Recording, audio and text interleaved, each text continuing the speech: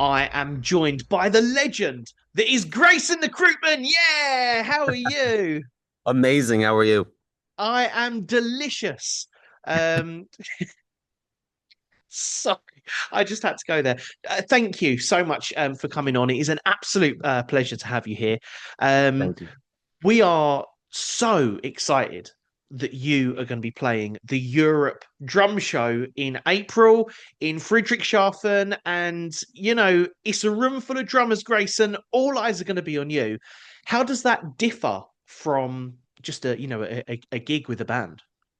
It's totally different. I mean, I just came off doing the drum clinic up in Norwich, and I was doing the Whiplash live show that I've been doing. I did it all over Europe. I did two shows in Paris and then London, and then the drum clinic right after. And somebody asked a similar question at the clinic. They said, how is it any different? I said, it's really not. I think I have the luxury of the fact that I've been doing drum festivals and drum clinics since I kind of started playing professionally in the drum world, and so I have the experience of kind of flipping the switch a little bit, and it's not as intimidating as people think it is for me. I enjoy it. I think it's just a different mindset, but it's just a different approach, and I go in there thinking, I'm not playing with a band, I'm playing by myself, but at the same time, it's something I've always wanted to be more of the main attraction other than a band sometimes. So it kind of gives me that Okay. fulfillment of like being the main um the main attraction versus being part of a band.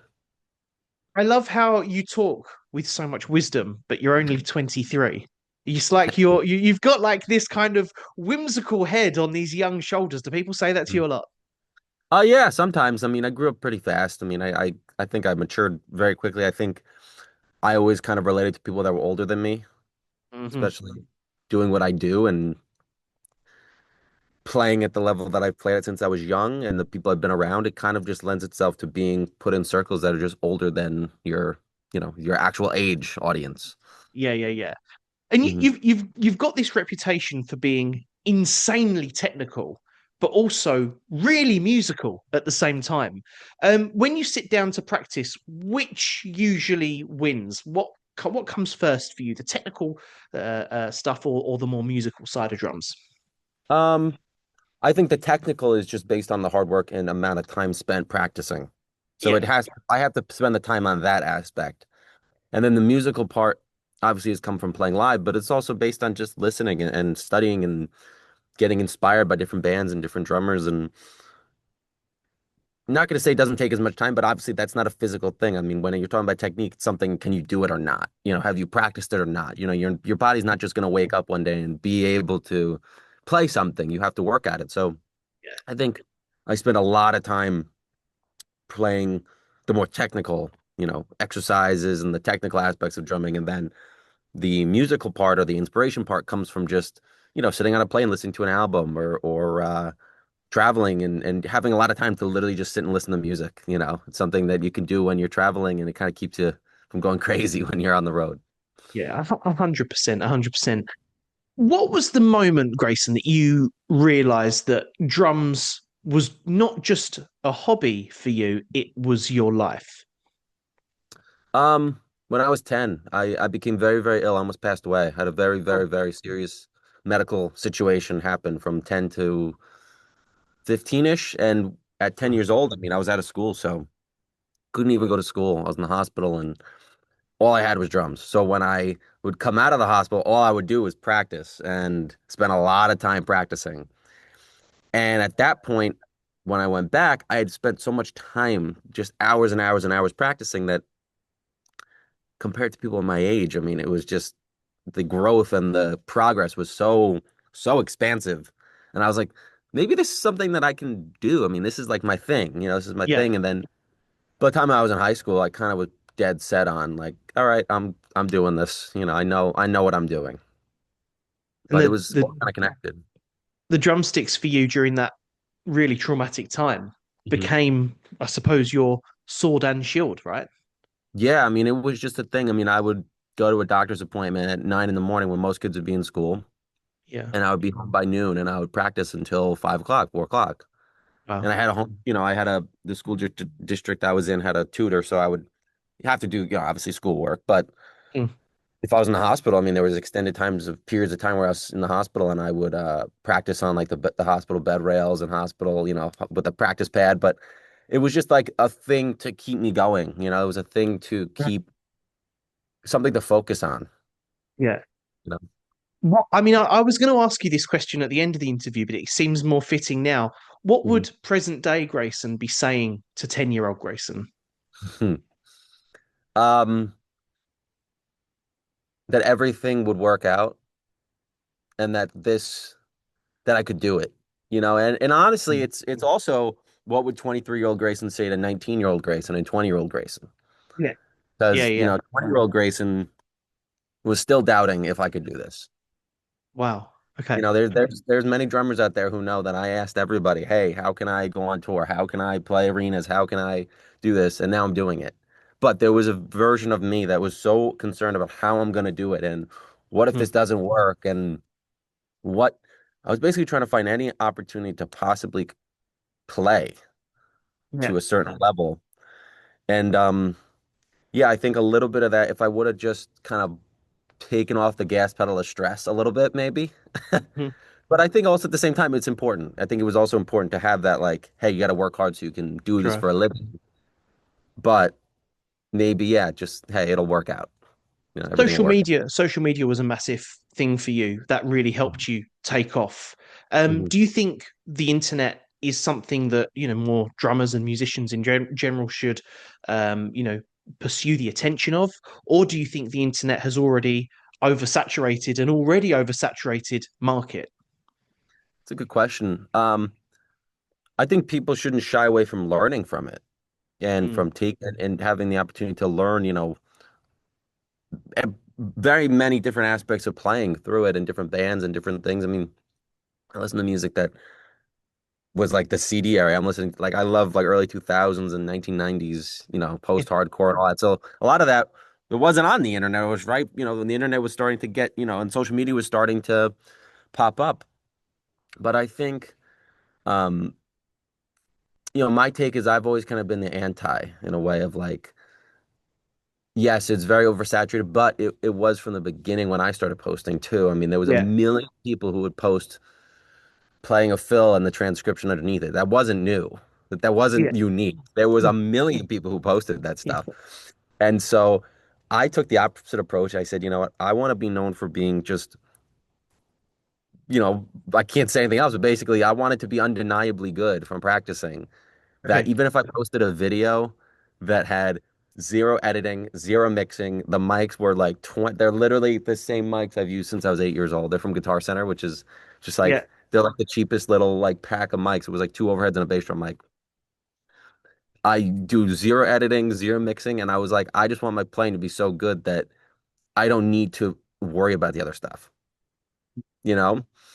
And I think that approach is what's missing from the posting. I think too many people are Hmm. worried about, oh, let me make sure my lighting is perfect and Yes. my sound is perfect and every Yeah. lug on the snare drum is perfectly in tune. And it's like, it's great.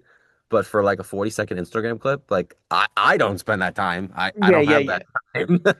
That's But amazing. yeah, I think it's the long-winded answer is it's oversaturated in the market of people doing it, I think, for not the wrong reason, but if they're putting that much effort into making them and mixing the videos and maybe not practicing or not working towards an objective, what are you doing it for? Mhm. And You know? part of your growth, especially online, came from the more sort of jazz and big band kind of stuff. That was what you were posting a lot of, and Mhm. now you're like this absolute metal monster. When did you realize that that kind of transition was happening for you? And have you always been into that style of music as well as like the big band stuff? Yeah, I was always into it. I always listened to it, but I never played it, and it was pretty natural. I mean, where I grew up in the United States and in the East Coast, there was no opportunities to like play in where I lived at least, and jam in a metal or rock context. I wasn't interested in making a band in my garage. I was interested in either playing in, establishments around where I lived or whatever, but those Mm. establishments were all jazz based. Yeah, yeah, So I yeah, had to yeah. learn, if I wanted to play, I had to learn how to play that style so I could at least play. And then once I kind of did that for a while. I had many different teachers and influences, and I kind of starting to see like the other sides. And one of my very, very close friends is Billy Reimer from Dillinger Escape Plan. Amazing, amazing drummer. One of the best I've ever seen in my life. And he came over to my house and gave me some lessons when I was about 15, 16. And Mm, just the combination of that and the music I'd been listening to, and then slowly working with other people, Billy Howardell, William Duvall, mhm. and then slowly into suicidal tendencies and such. Yeah. And it was kind of a natural progression. And it was like it was like, all right, here with this person, it's a little heavier, and then this person's a little heavier, and then it kind of built up, and somehow I'm landed where I am somehow. You've You done know? brilliantly, and you've worked hard, and as you said, you had your foot on the gas, or as we would say over here, accelerator. Hmm. But you had your foot on the gas, and yeah, there are probably times where you could have come off a little bit, but my God, it's paid off. Thank you. Yes, absolutely. That's all right. Call it £10. No, I'm joking. Um, So listen, so many people cite you as their favorite drummer. Um, and whether they are younger fans or whether they are older, you seem to have really captured kind of a bit of a multi-generational fan base. What would your advice be, Grayson, for drummers that, wanted to climb the ladder in the way that you have? No, it's crazy. I mean, I still kind of struggle with that when people are like, "Oh, you're my favorite drummer." I'm kind of like, "Why me?" Sometimes, that typical like it's just weird. But I think part of the appeal is that I don't know if it's the New Yorker in me or what, but I'm I'm very straightforward, and I don't just because people in the drumming world would tell me like one technique was wrong or playing this way is wrong. I kind of threw that all out the window, and I figured out what I wanted to play and how I wanted to play, which was combining the jazz and the big band with a little more aggressive style and leaning into the more whimsical entertainment style of Buddy Rich and Sonny Payne and those guys who they were entertainers. They weren't always sitting in the back of the band No, they're and kind showmen. of yeah, they were showmen and then sometime in the 1970s, this kind of idea of like you have to be only a pocket drummer, get in the back, Mm, became prevalent. And I spoke to Mike Clark, who played with Herbie Hancock, about this exact thing many years ago. mm, And he was telling me the trend that it was in the 70s and it was kind of this slow diet of like the showman drummer was kind of pushed in the back and kind of like, all right, this is not our focus anymore. And I kind of took that and I was like, you know what, then there's a gap I can fill in that I want to kind of bring that back. And then yes. I think kind of the uniqueness of leaning into whatever works for you. I mean, if I do traditional grip a certain way, it works for me. Mm, And it was kind of the fact of like, if I'm not getting hurt with bad technique, I don't have bad habits, and it's working, then hmm. I embrace it. That's kind of like my rule. So, Yeah, yeah, yeah. if anything, my advice is just embrace everybody has this little quirk that in their playing that's might edge them up against the next person, that might make Yes. them sound a little different. And I think people just need to embrace that. I think everybody needs to stop trying to be the same person. Yeah. Um, because there was a lot of drummers when I was 19, 20, 18 to like 20. I was in a select clique of people around me who all kind of wanted to play the exact same. And they all wanted to play like Tony Williams, which is great, Right. Yeah. but they all sounded the exact same. Yeah, yeah, yeah. They all went to these music schools, and thankfully I did not go to these music schools, but they all went to these music schools, and they all sound the exact same to this day. They all do. They all sound like a copycat of each other. And it's great. I'm sure they love playing like that, but Mm. there's nothing unique about it when everybody in No. the room sounds the exact same. So in theory, what you're saying is it's all about embracing your own USP, right? Absolutely. Um, and 100%. and not trying to be the next Grayson or the No, next Terry Bozzio or whoever you might no, you might cite as your favorite. no. I think there's elements to taking what somebody has done that you enjoy or you admire, just like I have with tons of Mm. drummers. But I think at the same time, it comes a point where you'll never be that person. You'll Mhm. never have lived their life. You'll never No, have, no, no. so like when people get like obsessive about it, it's it's I don't know, it's sometimes scary because it's like you're a great drummer, but you sound like one person. You know, it's like one Yes. dimensional. Yes. That's so true. And That's then all the true. people that I look up to, and all the people that I think my colleagues even look up to, and my peers, everybody's very distinct. Like you know who Joey Jordison is. You know when you listen to him, it's him, or you see him, it's him. When you see Buddy Rich play, you know it's Buddy Rich. When you see Carter Beauford play, you know it's Carter Beauford. Like you know, it's just their like entity, their being. You Mm. know, it's like that person is just such a force. And I think the biggest thing that separates those people is the confidence of which they played with. You know? Yes. Yes, definitely.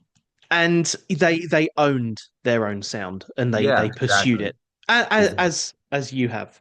Yeah. One of the great things I think personally about drummers is their ability to kind of socialize with one another, their ability to talk, and their desire to just have fun. Because, you hear about stories about, for example, groups of drummers going on holiday or going to the pub together, or, after, for example, the UK drum show or the Europe drum show, everyone piles back to the same pub and there's no Yeah. ego. There's just sharing stories. Why do you think drummers are so naturally drawn to each other that all they want to do is have fun? Well, I think it kind of it's interesting. I mean, obviously we do a very physical and mentally draining practice routine usually that, especially at this level where you're very it's no different than a sports player, the team's going Mm. out. I think it's very very similar. I think you're training for many hours a day. Mhm. You're preparing for these events, you're preparing for these tours, and everybody kind of is in the same group. And then on top of it, of course, of all the drummers that tour on this, we all live very similar experiences sometimes, whether it's personalities or personal lives that are at home versus being on tour, and you can relate to each other. I mean, you could talk to these people about things that people in your personal life would never understand. Or Yeah. the or just I think there's a big also community of kind of the younger generation being embraced by the older Mm, drummers and kind of yeah. getting advice in that way. And Yeah. but I think it's a combination. I think it naturally lends itself to being a more social environment when you're all kind of doing these drum festivals together. You're doing these, Yes. you always see the same people. Obviously all the companies, reps, we have so many, Yeah. we're in an instrument where there's so many different elements to it that each element has a company associated. And then Mhm. that company has five people who go to these festivals. Yeah. So you're going to see the same five people. There's drum companies that I don't even play, and I know the people who work for them just 'cause Yeah. I see them all the time. Yeah. You know, and then it's funny because you see somebody you might you used to work with, and you're like, oh boy, So it's like it's both. It kind of goes both ways. Where it's everybody. It's a very small world, and everybody knows each other. Yes. Yeah, it's very true. Grayson, lastly, what can we expect from you at the Europe Drum Show this year? Ah, Once again, we're just so excited. Your performance at the UK Drum Show back a couple of years ago was mesmerizing. How are you going to top that in Germany in April? I don't know. I think I'm gonna have more of a complete kind of circle. I mean, back then I was playing a lot more jazz and a lot more fusion, and I think I'm just excited to introduce some more of the other styles I've been playing. Amazing. So, yeah, I honestly can't wait. I mean, last time I saw you play, I didn't know whether to continue playing drums or just to throw my sticks on the floor and pick up the triangle. I was literally like, "Oh God, this is great! Oh, I thank you. suck." But no, seriously, man, you're an absolute force to be reckoned with. We can't wait to have you at the Europe Drum Show. And best of luck for the future, and we'll see you very, very soon. Thank you so much. Really appreciate you for having me.